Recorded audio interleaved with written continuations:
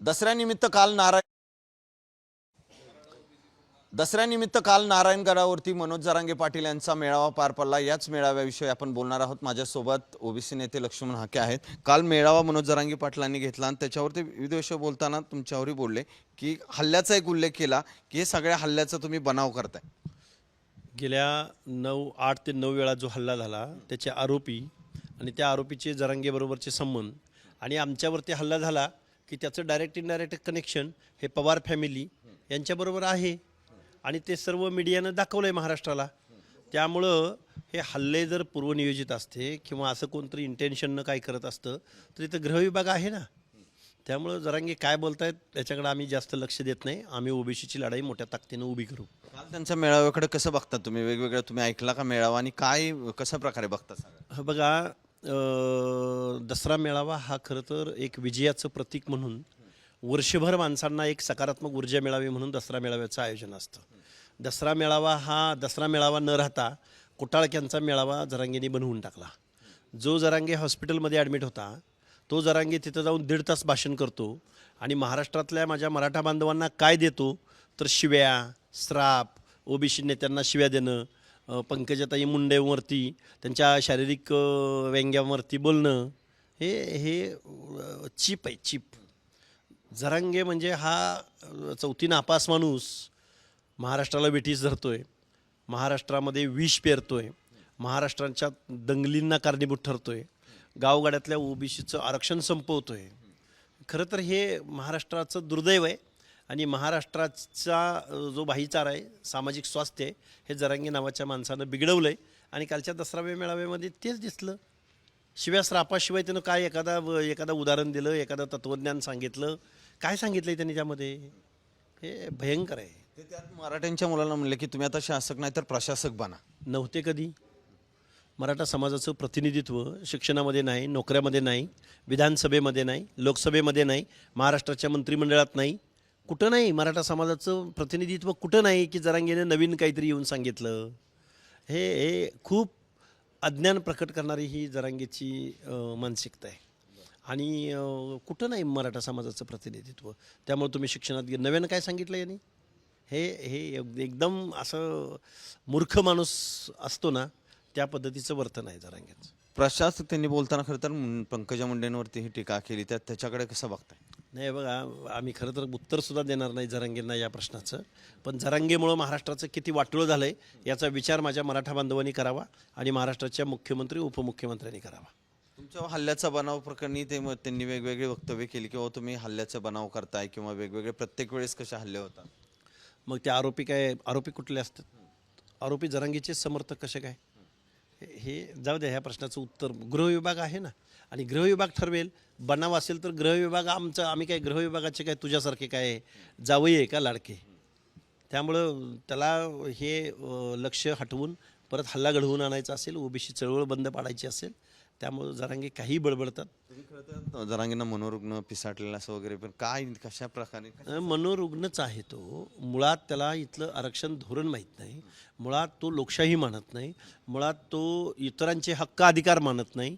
OBC नेतृत्वाने बोललं की ते त्याच्या जातीचे आहेत, ते लाभार्थी टोळी आहे। अरे तू कोण आहेस मग? तुझं काय मग? तू इतरांकडे जर ह्या भावनेनं बघत असशील तर तुझ्याकडं का चांगल्या भावनेनं बघावं लोकांनी? त्यामुळे जरांगे हा लोकशाही न मानणारा माणूस आहे। त्यामुळे आम्ही जरांगेंना हे बोलावं लागतंय। मुख्यमंत्र्यांना तुम्ही निवेदन देणार, कशाचं निवेदन आणि कशासाठी देणार आहे? खरं नाही, मुख्यमंत्री महोदयांनी या GRद्वारे महाराष्ट्रातल्या ओबीसीचं आरक्षण कसं संपवलेलं आहे आणि कसं संपणार आहे ही वस्तुनिष्ठ माहिती वस्तुस्थिती आम्ही मुख्यमंत्र्यांना सांगणार आहोत। त्याच्या संदर्भात काय निवेदन देऊ, आम्ही भेटू मुख्यमंत्री महोदयांना, पण ओबीसी मात्र ओबीसीच्या हक्क अधिकारासाठी एकत्रित करू हे मुख्यमंत्री महोदयांनाही सांगतो आणि जरांगेला तर ते कळेलच, कारण जरांगेनं लोकसभेला जो प्रयोग केला तो विधानसभेला आम्ही उधळून लावला होता। आता तो बोलतो की जो ओबीसीच्या मेळाव्यात जाईल त्याला पाडा। अरे तू 10% जीवावर एवढं बोलतोस, आम्ही तर 50-60% ओबीसी आणि SC ST एकत्र झालो तर किती होतात? मग आम्ही किती बोलायला पाहिजे? त्यामुळे जरांगेला इथलं काही संख्याशास्त्र माहिती नाही, जरांगेला महाराष्ट्राचा गावगाडा माहिती नाही। जरांगे हा फक्त जात वर्चस्वाच्या भावनेतून बोलतो, 2 समाजात तेढ निर्माण करणारा बोलतो आणि जो कोणी ओबीसीच्या बाजूनं बोलेल त्याची जात काढली जाते, त्याची पर्सनल माहिती काढली जाते, त्याच्यावर हल्ले घडवून आणतात आणि पुन्हा हेच म्हणतात की ह्यांचे यांनी हल्ले घडवून आणले.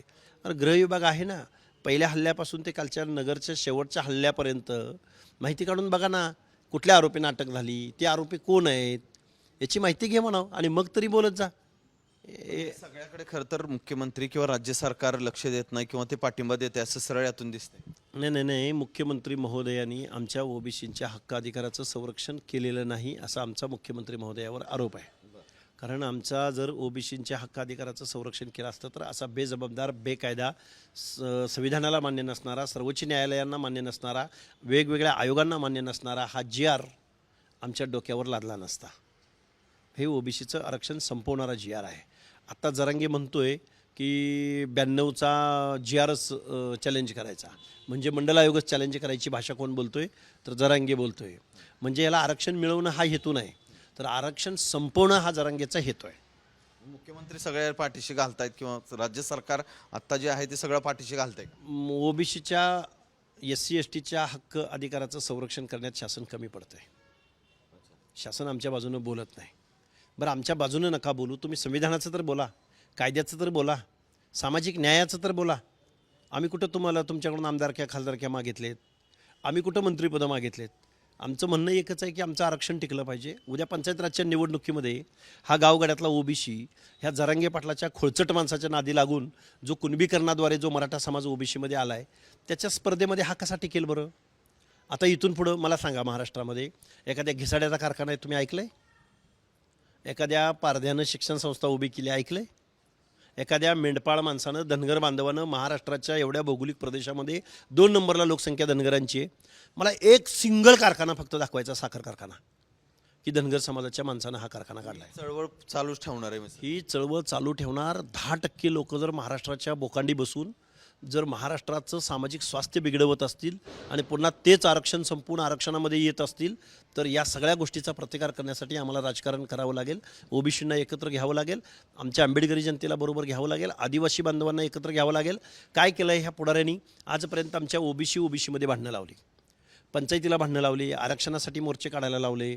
कुठला तर एखाद्या चळवळीमध्ये लईच एखादा चांगला कार्यकर्ता तयार झाला, त्याला विधान परिषद द्यायची, त्याला आमदारकी द्यायची, एखादं महामंडळ द्यायचं आणि त्याची ती चळवळ मुडीत काढायची. पुन्हा पुढची पंचवार्षिकची निवडणूक आली की दुसऱ्या एखाद्या पोराला तयार करायचं, परत त्याला विधान परिषद द्यायची. म्हणजे आजपर्यंत महाराष्ट्राच्या ओबीसीच्या चळवळीवरती किंवा दीनदलितांच्या चळवळीवरती एक आमदारकी टाकली, एक आरक्षणाची चळवळ किंवा आरक्षणाचं आंदोलन तू उभं कर, हाय आम्ही तुमच्या पाठीशी, तू डेलिगेशन घेऊन ये. तुमच्याही चळवळीला ओबीसी नेते पाठिंबा देताना दिसत नाहीत गेले काही दिवसापासून. ही ह्याच्याकडे कसं? हे बघा, आम्ही कुठल्याही पक्षाच्या इन्फ्लुएन्समध्ये न येता आम्ही काम करतोय. कुठल्याही नेत्याची आम्ही भीडभाड न ठेवता आम्ही ओबीसीची परखडपणे बाजू मांडतोय. त्यामुळे ही परखडपणे बाजू मांडत असताना त्यांची काही राजकीय गणित असतील, त्यामुळे ते पाठिंबा देत नसतील, म्हणून आम्ही आमची हक्काधिकाराची लढाई थांबवणार नाही. आणि आम्ही जर थांबलो तर मला वाटतं ओबीसीचं आरक्षण जे उरलं सुरलं छोटं थोड्याफार प्रमाणात तेही आरक्षण येऊ घातलेल्या 1-2 महिन्याच्या कालावधीमध्ये संपून जाईल. उद्या ओबीसीची एक बैठक आहे मुंबईमध्ये, त्यासाठी तुम्हाला बोलवलंय का? हे बघा, मला माननीय विजय वडेट्टीवार साहेबांचा मेसेज आलेला आहे. शासनाकडून तर अधिकृतरित्या आलेला नाही. शासनाकडून जर मेसेज आला तर मी माहिती घेऊन जाईन, एक निवेदन चांगलं तयार करून घेऊन जाईन आणि मी महाराष्ट्रामध्ये काय फीडबॅक आहे आणि तुम्ही संविधानिकदृष्ट्या कसं महाराष्ट्रातल्या ओबीसीचं नुकसान केलं आहे हे आम्ही मुख्यमंत्री महोदयांना जरूर सांगू. दुसरीकडे असं आहे की गोपीचंद पडळकर गेले काही दिवसांपासून फार चर्चेत आहे, तुमचे त्यांचे बरेचसे संबंध, बऱ्याच तुम्ही चळवळीत तुम्ही दोघं एकत्र होता. ते जयंत पाटलांवर वेगवेगळी टीका करताना आत्ता आईवर अगोदर केली, नंतर बायकोवर केली, वेगवेगळी अशी वक्तव्य करतात. सरकार त्यांना पाठीशी घालतंय का असं वगैरे तुम्हाला काय वाटतंय? नाही, हे बघा, गोपीचंद पडळकरांनी ज्या काही शिव्या दिलेल्या त्याचं समर्थन कोणी करणार नाही.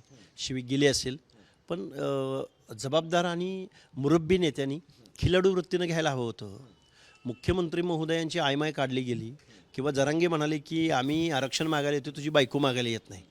काय मुख्यमंत्री महोदय काय मोर्चे काढत बसले का त्यांना उत्तरं देत बसले का? हे बघा, एखादा उपोषणामधनं, आंदोलनामधनं, चळवळीमधनं एखादा सर्वसामान्य कुटुंबातला पोरगा पुढे येतो. तुमच्या एवढं मॅच्युरिटी, तुमच्या एवढा मुत्सद्दीपणा त्यांच्याकडे नसेल.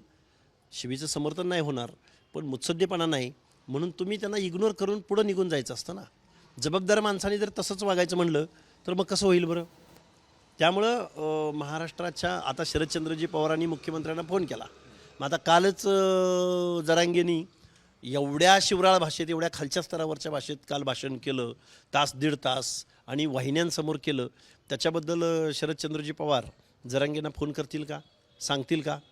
त्यामुळं बोलताना माणसांनी जबाबदारीनेच व्यक्त झालं पाहिजे. हा महाराष्ट्र आहे, महाराष्ट्राची एक संस्कृती आहे, ही संस्कृती टिकलीच पाहिजे.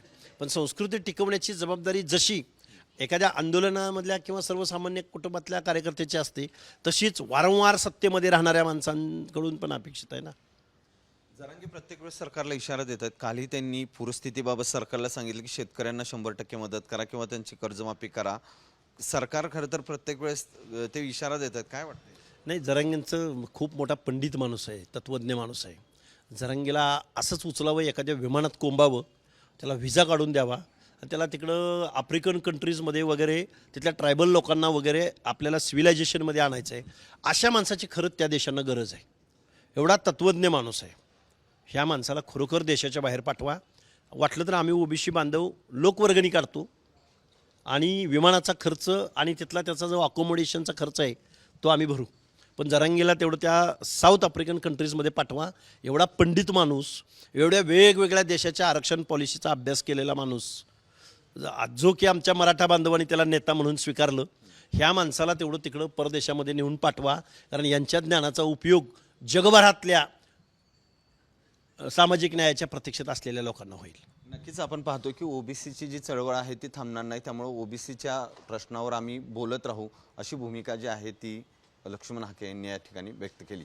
कॅमेरामन किरण काजळेसह सचिन जाधव, साम टीव्ही न्यूज, पुणे. आता isakal.com आहे देशातील नंबर 1 ची मराठी न्यूज वेबसाईट. प्रत्येक अपडेटसाठी isakal.com ला नक्की भेट द्या.